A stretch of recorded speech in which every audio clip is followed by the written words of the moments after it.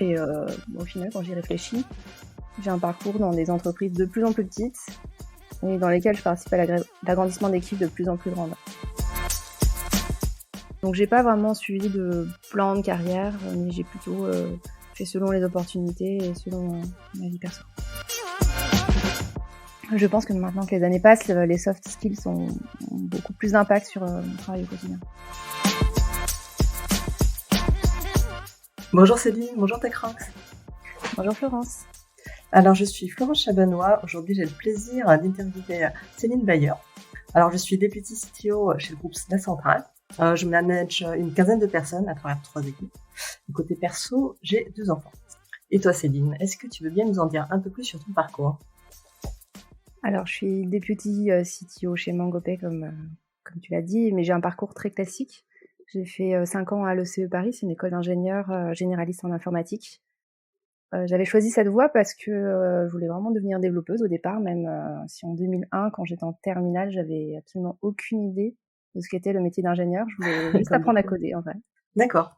Et tu es passée par quelle société ? En fait, depuis 2006, quand j'étais diplômée, jusqu'à maintenant, 2021, si je compte, je suis passée que par 3 entreprises. J'ai été embauchée à la suite de mon stage de fin d'études chez Dassault Systèmes et j'y suis restée presque 5 ans. C'est une grosse société en fait qui est maintenant intégrée au CAC 40 et c'est là que j'ai découvert les très gros process qu'on peut avoir dans ce genre de boîte. Juste dans mon service, on s'occupait des sites corporate et de l'événementiel et on avait pas mal d'autonomie, donc on pouvait lancer des projets. Parfois ça aboutissait, parfois ça aboutissait pas. Et puis j'ai commencé à faire un petit peu de management avec 2-3 personnes. Okay. Et en 2011, je suis partie au journal sportif L'Équipe, qui est géré par le groupe Amaury. Et là, c'était plus de l'ordre d'une PME. C'est un groupe média avec des grosses contraintes de budget.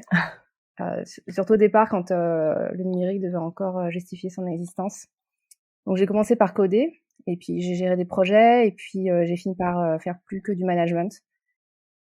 Mon poste a régulièrement évolué, même après chacun de mes 2 congés mat.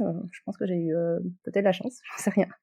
Et j'ai eu le rôle de deputy depuis 2012. Si j'avance un peu plus loin dans ma carrière, fin 2019, je suis arrivée chez MangoPay et c'est une scale-up. Et quand j'avais le projet de partir de l'équipe, en fait, je voulais me concentrer juste sur du coaching agile parce que c'était une partie de ce que je faisais auparavant. Mais quand on est venu me parler de l'opportunité de remplacer Laure Némé, qui est la CTO de MangoPay, pendant son congé maternité, j'ai pas pu refuser. Et donc, je suis restée après le déconfinement en prenant le rôle de deputy CTO. Et au final, quand j'y réfléchis, j'ai un parcours dans des entreprises de plus en plus petites et dans lesquelles je participe à l'agrandissement d'équipes de plus en plus grandes. Et du coup, c'est pas mal, tu as pu expérimenter les différentes tailles d'entreprise pour vraiment voir ce qui te convient mieux. Du coup, le deputy CTO, c'est pas un poste qu'on entend souvent, même si moi je le connais assez bien. Est-ce que tu peux m'en dire plus ? À quoi ressemble ton quotidien ? Ouais, c'est vrai qu'on me pose souvent la question. Je sais pas si c'est ton cas. On me dit mais qu'est-ce que c'est deputy ? Et je suppose que les premières fois où les gens entendent parler de deputy, c'est en tant qu'agent du shérif. Je sais pas. Je n'ai pas demandé. Deputy, c'est vrai que ça veut bien dire adjoint en anglais, mais on est loin d'être l'adjoint du shérif. Enfin, en tout cas pour moi. C'est un peu comme le bras droit du ou de la CTO. Enfin, moi, dans mon cas, je suis toute seule à chaque fois, mais toi, je crois que t'es, vous êtes plusieurs dans l'entreprise. Alors effectivement, nous on est 4. Du coup, il y a beaucoup d'adjoints du shérif. Et on se partage les équipes. Après, il y a quand même ce côté second, effectivement, où il y a pas mal de délégations et on représente bien tous l'ADT. Ouais. C'est vrai que j'avais observé qu'en tant que CTO, je pense que tu peux te retrouver parfois un petit peu seul quand tu es entre ton COMEX et puis les collaborateurs. Bon, si tu échanges avec des pairs, tu as les réseaux TechRox par exemple, mais dans l'opérationnel au quotidien, avoir un deputy, je pense que ça permet de dialoguer avec quelqu'un de confiance et de manière plus directe, ce qui est moins possible entre manager et manager. Donc c'est plus un rôle comme un coéquipier. Bon, par exemple, une anecdote, ça m'est déjà arrivé de débarquer dans le bureau du CTO pour lui dire que voilà, c'est une situation particulière et je me serais exprimée différemment et que voilà, je pense qu'il n'avait pas à dire ce genre de choses aux collaborateurs. Bon. Oui, du coup, ça lui donne un autre angle aussi pour analyser ou apercevoir la situation. Ouais, exactement. D'accord. Est-ce qu'il y avait des différences entre l'équipe et MangoPay ? Oui, c'est vrai que le rôle avait le même nom à l'équipe et à Mangopay, mais à l'équipe, on se répartissait les projets plutôt selon nos affinités, nos dispos. En 2011, on était juste une dizaine de personnes au développement numérique, et quand je suis partie en 2019, on était 37. Donc plus les années avançaient, évidemment, le rôle avait évolué, et je me suis rendu compte que j'avais de plus en plus de tâches centrées sur tout ce qui est recrutement, entretien professionnel ou réorganisation d'équipe, D'accord. et aussi en agilité. Et puis c'était de moins en moins technique. Même si j'ai fait l'astreinte des code review jusqu'à, je sais pas, 2017-2018. À Mangopay, c'est différent, on s'est répartis par équipe. Donc Laure Némé, elle a en direct les équipes data, ops infra et QA. Et puis moi, je m'occupe plus particulièrement des équipes de dev. D'accord. Donc ça fait une cinquantaine de personnes en tout, et en direct, j'ai 17 personnes dans mes équipes. Ouais, du coup, nous, c'est à peu près pareil. On est entre 15 et 25 personnes, je pense. Au final, tu vois des qualités utiles pour être deputy CTO? Au final, je pense que il faut bien s'entendre avec son ou sa CTO, et si on peut être complémentaire, c'est mieux. Et Mhm. puis pas avoir peur d'aborder les sujets qui fâchent ou que d'autres collaborateurs n'oseraient pas aborder. Si tu devais citer des moments qui ont été clés dans tes choix professionnels, de quoi tu parlerais? Alors en y réfléchissant, je pense que c'est plutôt ma vie perso qui a eu un impact sur ma vie pro. Ok. Par exemple, quand j'ai changé la première fois d'entreprise, c'était juste après mon mariage, et j'ai eu mes 2 enfants pendant mon passage à l'équipe. Et devenir parent, ça m'a ajouté des contraintes qui m'ont aidée à mieux m'organiser, enfin, bizarrement, quand j'ai encore plus de contraintes. Je crois que tu es maman aussi, donc Oui, je peut-être que. vois vraiment complètement de quoi tu parles. Et puis, ça m'a forcée à davantage faire confiance à mes équipes, à mieux déléguer. Et c'est aussi pour mes enfants que j'ai décidé d'accepter l'opportunité chez Mangopay. Par exemple, je travaille plus que 4 jours par semaine. Donc c'est peut-être D'accord. un peu cliché de s'occuper des enfants le mercredi, mais bon, au final, c'est quelques années qui pourront pas être rattrapées après. Oui, clairement. C'est cliché aujourd'hui, mais peut-être que demain, ce sera normal, en fait, pour tout le monde. Oui, Et peut-être, ce mais sera en tout cas, pour ma situation perso, ça me convient très bien. Donc j'ai pas vraiment suivi de plan de carrière, mais j'ai plutôt fait selon les opportunités et selon ma vie perso. Qu'est-ce que c'est pour toi un tech leader? Alors, pour moi, en tant que tech leader, c'est emmener les équipes tech vers le meilleur d'eux-mêmes et leur faire confiance, et tout en parlant le même langage, donc pas rester dans sa tour d'ivoire. C'est aussi autonomiser les équipes, Mmh.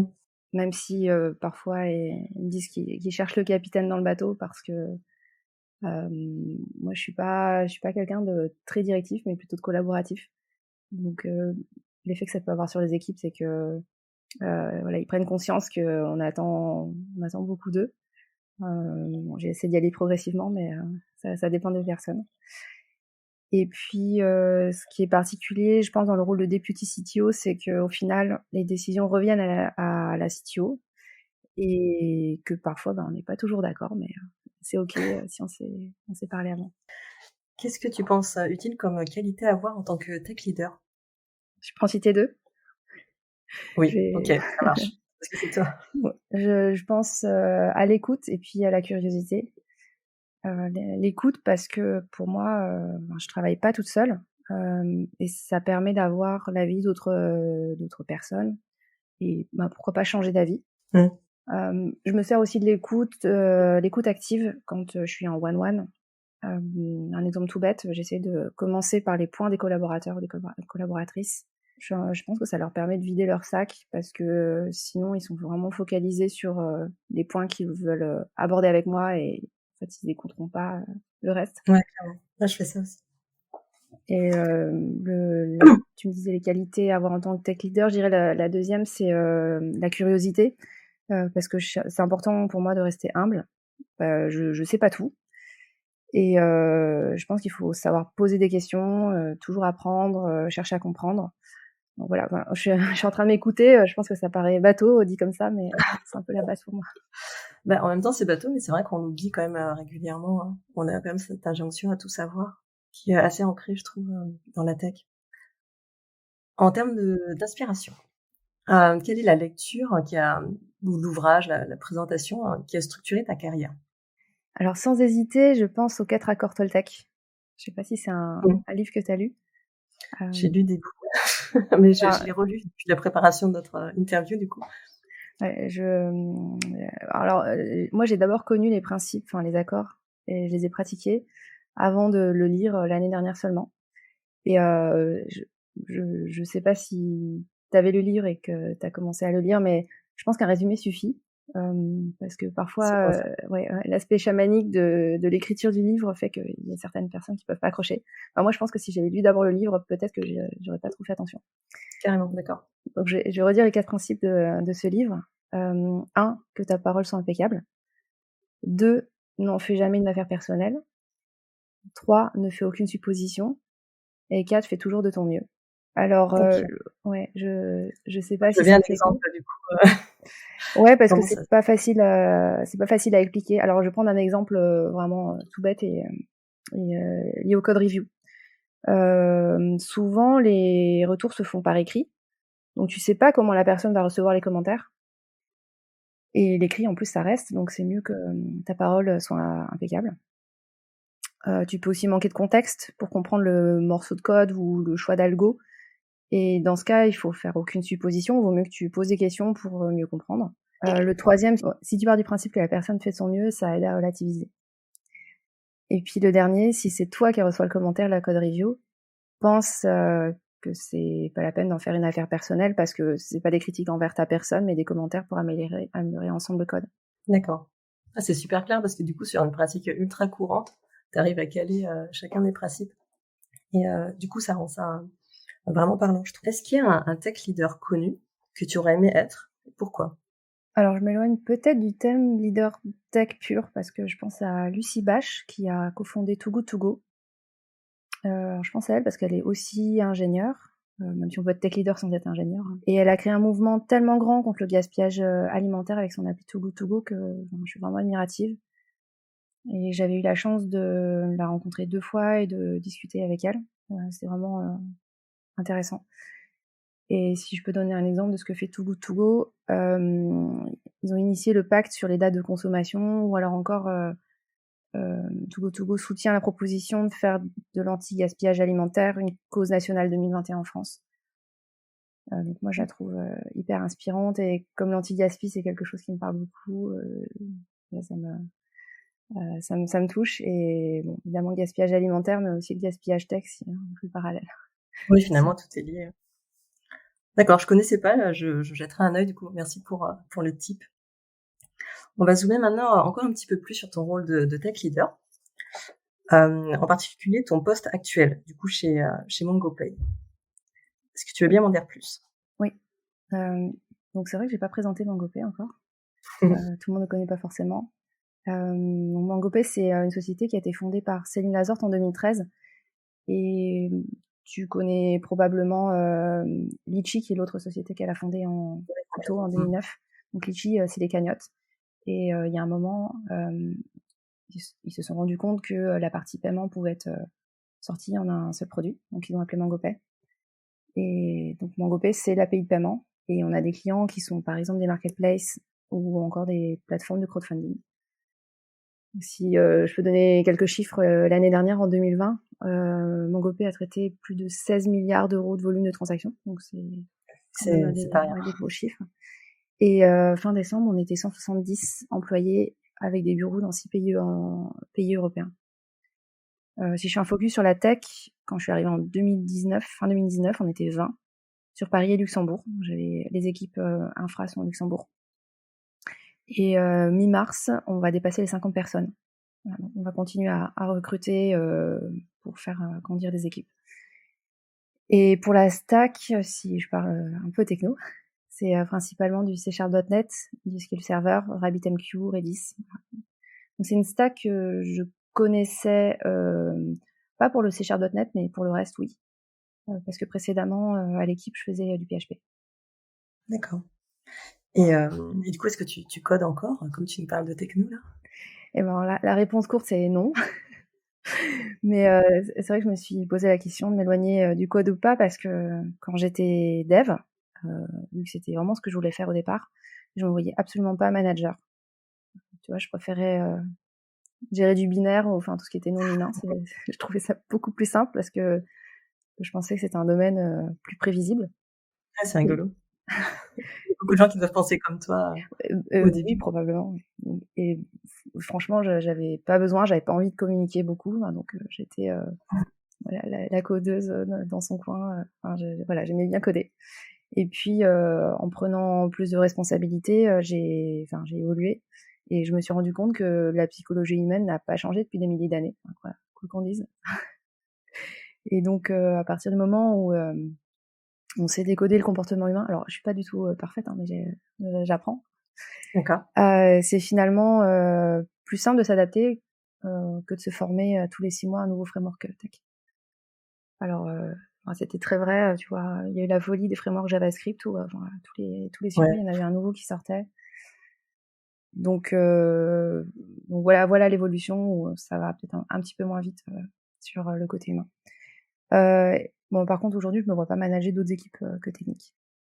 Ok, donc tu gardes un pied dedans, même si la partie humaine t'intéresse beaucoup plus, en tout cas, qu'en début de carrière. Ouais, exactement, mais quand tu commences à avoir beaucoup de monde dans tes équipes, tu acceptes que tu peux pas forcément tout encoder. Puis surtout, tu dois pas être la personne qui bloque les développements, t'as des équipes pour le faire. Ouais. Tu peux faire des choses beaucoup plus grandes avec plus de monde. Mais quand je code pas, ça veut pas dire que je comprends pas ce qu'on fait. Ça veut pas dire que je peux pas aiguiller les équipes ou prendre des décisions techniques, mais t'as juste pas besoin de coder toutes les lignes pour comprendre ce qui se passe.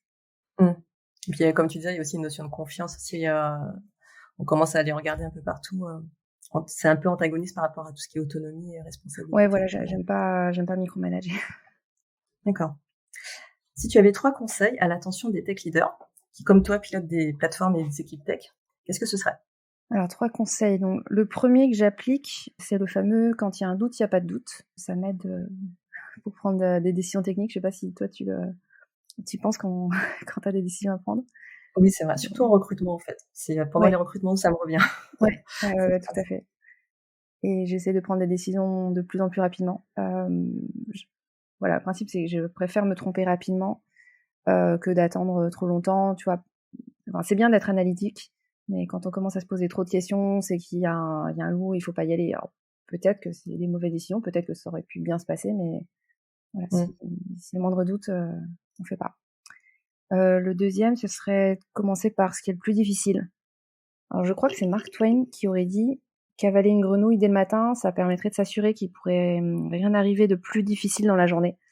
D'accord. Bon, évidemment, Ça, c'est c'est une ton petit métaphore. déjeuner, du coup, Voilà.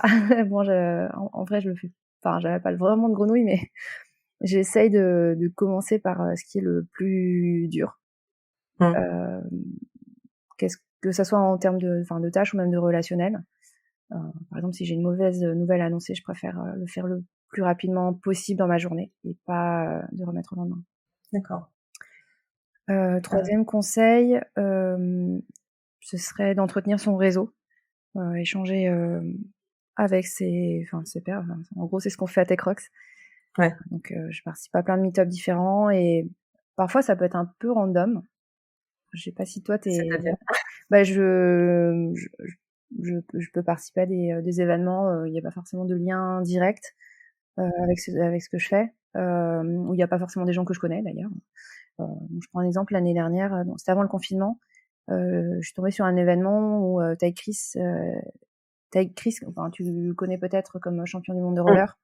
Oui. Il avait expliqué comment il avait monté On-Off, c'est une boîte télécom, alors qu'il est juste autodidacte, tu vois, il a pas le bac. Mais, il s'est formé, il a compris ce que c'était la tech, il a monté des équipes et c'est hyper inspirant. Puis dans ce meet-up, j'ai rencontré d'autres personnes que je connaissais pas, voilà. Et donc, de fil en aiguille, ça permet de construire son réseau. Excellent, super conseil. Mais ouais, je suis en train de réfléchir, je me dis que c'est pas des conseils très techniques. Non, mais après, comme tu disais, si tu donnais un conseil sur un framework JavaScript, ce serait périmé assez vite. Donc, ouais, mais surtout que je pense que maintenant que les années passent, les soft skills ont beaucoup plus d'impact sur mon travail au quotidien. Ouais, je suis d'accord avec toi. Surtout en termes de levier, le fait d'en manquer, ça a des impacts beaucoup plus importants en fait. Ok, bah merci en tout cas, moi je trouve ça vraiment super intéressant. Est-ce que tu pourrais nous partager une histoire d'échec ou de réussite Alors, je sais pas si ça a classé en fail ou réussite, tu me diras, mais c'était plutôt une expérience marquante. D'accord. Je pense à août 2016, c'était au moment des Jeux Olympiques au Brésil. Et donc, j'étais à l'équipe. Et c'était un mois super intense. Et je pense que c'est un bon exemple pour illustrer mon rôle de deputy CTO, avec toute la technique qu'il y a derrière. Donc, pour reprendre comment ça s'est passé, il se trouve que c'était une coïncidence, mais depuis mon arrivée à l'équipe en 2011, j'avais géré aucun grand moment de compétition de type mondial de foot ou Euro ou JO. C'est super rush. Oui, c'est des moments super forts et parce que c'était tombé à chaque fois sur un congé maternité. Donc, avec mon CTO, qui est François Bory, on avait préparé le mois d'août pour que ça se passe au mieux et bon, qu'il puisse partir en congé sereinement. Voilà, c'est mon rôle de pouvoir assurer le backup. Donc les Jeux Olympiques, même quand tu t'appelles l'équipe, tu peux pas changer les dates parce que t'es pas prêt. Oui, c'est clair. Donc la rédac avait décidé de lancer un nouveau format d'édition numérique. Donc on avait eu pas mal de développement à faire. C'était quelque chose qui ressemblait un peu à des stories qu'on pourrait voir ou c'était un format plutôt mobile. L'autre contrainte, c'est qu'il y avait un décalage horaire avec Rio. Et donc, on avait organisé des équipes de jour, des équipes de nuit. J'ai aussi d'autres personnes qui étaient aussi en congé parce que c'était l'été. Donc, moi, je suis pas partisane de mobiliser tout le monde à 100%. Enfin, aussi que la vie continue et s'il y a des gens qui ont besoin de prendre des congés, ils les prennent et c'est à nous de nous organiser. Et moi, je refuse d'appeler les gens pendant leur congé. Enfin, je me débrouille. Enfin, faut que j'ai anticipé, faut que je me sois organisée. Et donc, je devais m'assurer que tout le monde ait aussi suffisamment de repos et qu'on soit hyper réactif parce qu'on n'était pas tant que ça à pouvoir assurer l'astreinte et puis être dans les équipes. Alors, parce que j'avais pas beaucoup de personnes qui étaient internes, j'avais aussi beaucoup de personnes qui étaient externes. D'accord. Et l'astreinte, normalement, c'était que les personnes qui étaient internes. Ah, ok. Je sais pas d'ailleurs si toi, tu as de l'astreinte dans tes équipes. Et les internes et les prestats, ils sont sujets. D'accord. Okay. Bah, du coup, à ce moment-là, on avait demandé à un prestat de s'ajouter aux personnes de l'astreinte. Ah, c'est vrai, d'accord. Oui, de toute façon, à un moment. Ouais, en nombre, c'était vraiment ric-rac. Et alors, c'était quoi qui était difficile? Je me souviens de genre de bug de l'espace. Je crois que c'était dans les nombres de médailles qui étaient pas les bonnes ou les classements, je sais plus, mais ça fait pas génial pour l'équipe. Et j'avais dû fouiller un vieil algo et j'avais trouvé un bug qui était là, mais genre depuis longtemps, depuis même les anciens d'autres JO, et qu'on n'avait jamais remarqué. Donc un bug sur les classements. Oui, alors je sais plus exactement lequel, mais enfin bon, c'était une page de cette édition numérique qui s'affichait pas bien en plus. Il y avait de la génération d'images et des histoires de cache évidemment. Bon, au final, on a trouvé, mais tu vois, à l'époque, je devais encore coder, me plonger dans le code et puis quand même mettre en prod derrière. Donc, pour ceux qui me connaissent maintenant, ils se doutent peut-être pas que je codais. Et puis à ce moment-là, bon, j'ai pas donné le bon exemple parce que j'ai enchaîné 8h minuit pendant plusieurs semaines, donc ne faites pas ça. Donc, je dis pas qu'il faut pas s'impliquer, mais ouais, niveau perso, niveau repos, c'est vraiment pas top. Et parce que je voulais pas laisser mes équipes seules et c'était hors de question que mes équipes fassent le même rythme. Donc je prenais vraiment sur moi. Puis bon, c'était hyper passionnant, c'était un travail pour les JO évidemment, je l'ai pas mal vécu. Et alors ça a commencé depuis une semaine et puis à un moment ça s'est corsé parce que la Ligue 1 reprenait. Et donc là on a eu des problèmes de perf sur l'API REST qui s'occupait d'envoyer des millions de notifications. Donc voilà, on a fini par résoudre ça en équipe, j'étais pas toute seule. Mais c'était un moment vraiment intense. D'ailleurs, je salue mes anciens collègues s'ils écoutent ce podcast. Ouais, donc la période de JO s'est bien terminée, donc je sais pas, est-ce que c'est plutôt une réussite parce que bon, quand on fait le bilan, ça s'est bien passé, mais c'était hyper formateur. En plus, ce qui est chouette, c'est que tu as enchaîné deux façons de traiter le problème en mode solo et en équipe. Du coup, oui, alors pour l'histoire du placement des ménages, j'étais pas spécialement toute seule, mais voilà, dans mes souvenirs, pour cet algo en particulier, je pense que j'avais fouillé pas mal le code. Ok. Bah, merci pour ce partage, Céline. Effectivement, c'est super parlant. Je trouve ça rigolo quand ça se raccroche à une actualité, en fait, notre travail de tous les jours. C'est là qu'on voit vraiment le lien. On arrive à la fin de notre entretien. Du coup, merci beaucoup pour tout ce que tu as bien voulu partager avec nous. Je te souhaite une super journée. Merci. Et puis à bientôt. Bye bye. Bonne journée.